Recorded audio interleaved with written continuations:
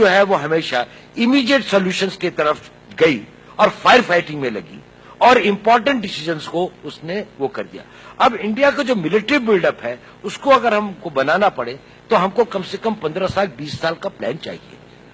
अब क्या हुआ, जब हमें आजादी मिली थी उस वक्त वेस्टर्न कंट्रीज के अलावा दुनिया में भारत के अंदर में सबसे ज्यादा ordnance defence equipment building capability थी। 32 ऑर्डिनेंस फैक्ट्री थी। आपके यहाँ भी ये पुरानी, ऐसे कि ये भी पुरानी है, यहाँ पर कैलकाटा के अंदर में थी, इसके अंदर में थी, क्योंकि 1822 से लेके 1882 से लेके हम लोगों ने मैन्युफैक्चरिंग ब्रिटिशर्स ने शुरू कर दिया था, तो यहाँ पर बन रहा था, बाकी कंट्रीज में नहीं बन रहा था। सेकेंड वर्ल्ड वॉर के दौरान में हमारी एरोनॉटिकल वर्क वालचंद वगैरह का जो था, यहाँ पर अमेरिकन प्लेन्स भी सर्विसिंग के लिए यही आते थे, गार्डन रीच वर्कशॉप, मेजरगन डॉक, इस तरह से हमारा एक डिफेंस बिल्डअप था। चाइना में कुछ नहीं था। अब चाइना अपना एक भी एयरक्राफ्ट इंपोर्ट नहीं करता। चाइना K-17 एयरक्राफ्ट बना रहा है जो हम रफल के मुकाबले का है, जिसको हम फ्रांस से ले रहे हैं।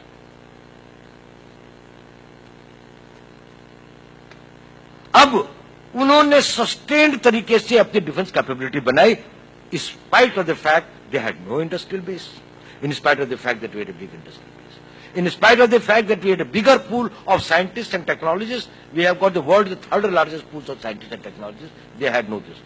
In spite of the fact that we had the access to English knowledge and our children could go to all the foreign universities and others, Chinese at that time did not have this thing. And in spite of the fact that we, being a democracy and an open country, had relatively, till we went for the nuclear bomb, were able to get the technologies from the rest of the world, including the Russian technology, which the Chinese were denied, not only by the West, but also by the Russians, till very late. Later, after 1990, it has started. But as you know, that this thing, in spite of that, Chinese built up their capability. Hindustan 70% of its defense production के लिए foreign countries पर वो है।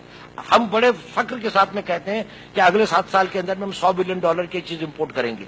हम अपने यहाँ की जो आपके पास है, पुलिस वालों के पास में ये पिस्टल भी है, ये वाटर इसकी या 9mm की है, ये भी चेकोस्लोवाकिया से आती है। जबकि हमारे पास में टेक्नोलॉजिकल कैपेबिलिटी इतनी है कि हम मार्स के ऊपर में अपना मंगलयान डालने की भी सोच रहे हैं, लेकिन वेस्टेड इंटरेस्ट है।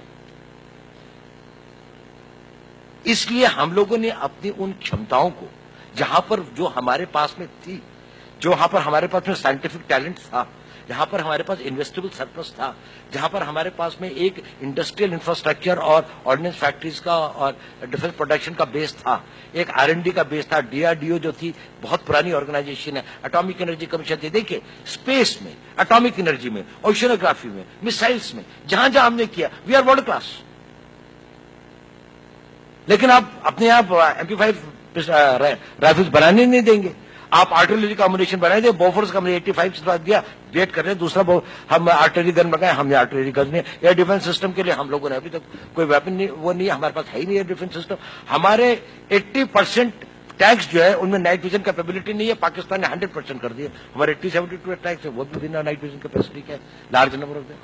हम अर्जुन टैंक बना रहे थे, मेन बैटल टैंक, उसको गवर्नमेंट ने वो चलने नहीं दिया।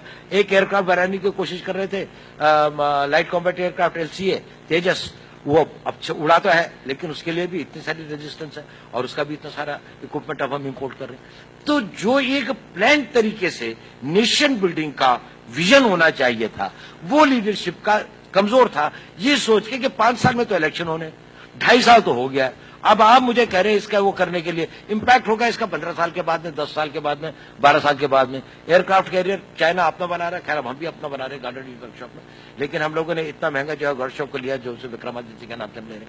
तो ये जो बातें हैं, इसके लिए लॉन्गर गेस्टेशन की immediate takes the precedence over important. तो इमीडिएट में आपने कहा कि मनरेगा कर दो तो वोट मिल जाएंगे, या छोटी छोटी चीजें, क्योंकि उसका इमीडिएट इंपैक्ट। आज पैसा दिया, कल 6 महीने के अंदर, साल भर के अंदर, 2 साल के अंदर में लोगों को उसका फायदा हुआ, लेकिन राष्ट्र तो नहीं बना।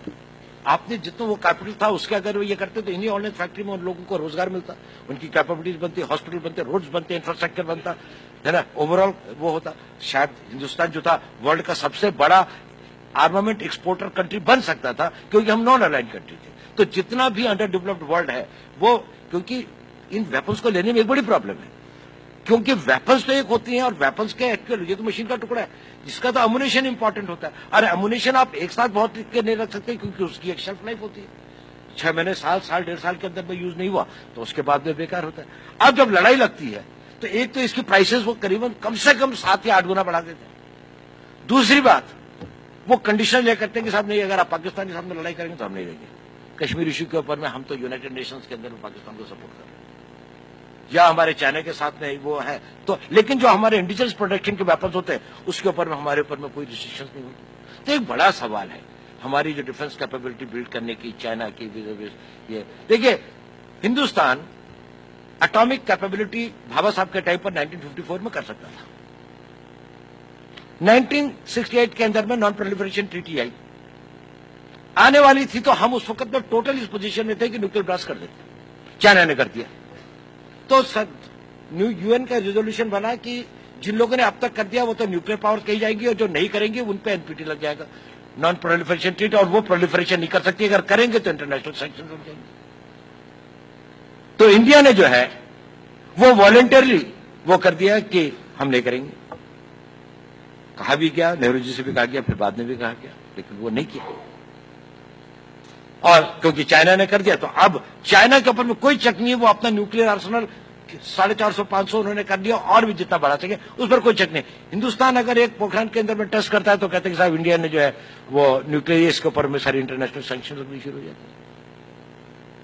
आज स्पेस के अंदर में अभी यूनाइटेड नेशंस ने वो बनाया नहीं है, बनाने वाला है। ये बनाने वाला है सोच के चाइना ने स्पेस के अंदर में वेपन डाल दिया। कहां पे डाला? अपना ही सैटेलाइट मार दिया, अपने ही सैटेलाइट को। एक सैटेलाइट था जिसको वो यूज नहीं कर रहे थे, उन्होंने स्पेस के अंदर में स्पेस सैटेलाइट को हिट कर दिया। किसने कर दिया? ताकि जब लोग कहेंगे हमारी तो स्पेस कैपेबिलिटी 2012 में थी, 2013 में थी, तो अब इसके बाद में स्पेस कैपेबिलिटी पे बना होगा। इंडिया स्पेस के अंदर में बहुत ज्यादा एडवांस्ड है। इंडिया स्पेस वेपन सिस्टम्स के बारे में तैयार नहीं, स्टार वार्स के बारे में हम लोग कहते हैं नहीं, ये तो हमारे सिद्धांत के खिलाफ है। और दूसरी बात, इसका कोई पॉलिटिकल लाभ भी नहीं होगा, हिंदुस्तान को कोई समझेगा भी नहीं। कितने वोट मिलेंगे स्पेस पे कर, ये भी बात है ना। तो ये लंबा चौड़ा सवाल है, चलिए, पर फिर भी अच्छा है कि आप इस तरह की बातों के बारे में सोचते हैं। बहुत बहुत धन्यवाद।